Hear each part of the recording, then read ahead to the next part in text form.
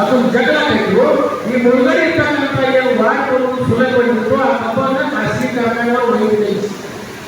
ಅನೇಕ ಜನ ರೈತರು ಬಂದು ನಮ್ಮನ್ನು ಕೇಳಿದ್ರು, ಇದು ರೈತರ ಕಾರ್ಖಾನೆ ಅಂತ ಹೇಳಾಕತ್ತೀವಿ, ರೈತರಿಗೆ ಸಂಕಷ್ಟ ಬಂದಿದೆ, ಇಂಥ ಸಂದರ್ಭದಲ್ಲಿ ಕಬ್ಬ ತಗೊಳ್ಳಿಲ್ಲ ಈ ಕಾರ್ಖಾನೆ ನಿಂತಿರೋದೇನೋ ಹೋದರೇನೋ ಅಂತ ಹೇಳಿದ್ರು.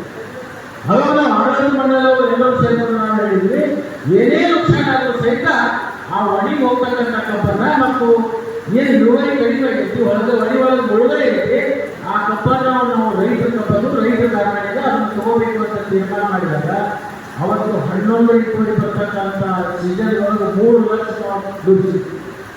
3 ಲಕ್ಷ ದುಡಿಸಿದಾಗ ನಮಗೆ ಅವತ್ತು ಎಷ್ಟು ಬಂತು ಇಳುವರಿ? ಅವತ್ತು ಇಳುವರಿ ನಮ್ಗೆ 9 ಬಂದ್ಬಿಟ್ಟು 9 ಬಂದಾಗ ಅವತ್ತು ಟೋಟಲ್ ನಮಗೆ 12 ಕೋಟಿ ಲಾಸ್ ಆಯ್ತು. ಅದು 28 12 ಎಷ್ಟಾಯಿತು? 40 ಕೋಟಿ. ಆ 40 ಕೋಟಿ ಎದುರು ಲಾಸ್ ಆಯ್ತು. ಒಂದು ನದಿ ಬಂದಂಥ ಕಬ್ಬನ್ನ ನಾವು ರೈತರಿಗೆ ಬಿಡಬಾರ್ದು, ಅದನ್ನು ತಗೋಬೇಕು ಅನ್ನುವಂಥ 12 ಕೋಟಿ. ಮತ್ತು ಎಲ್ಲರೂ 25 ಕೋಟಿ, ನಾವು 29 ಕೋಟಿ 25 ಕೋಟಿ.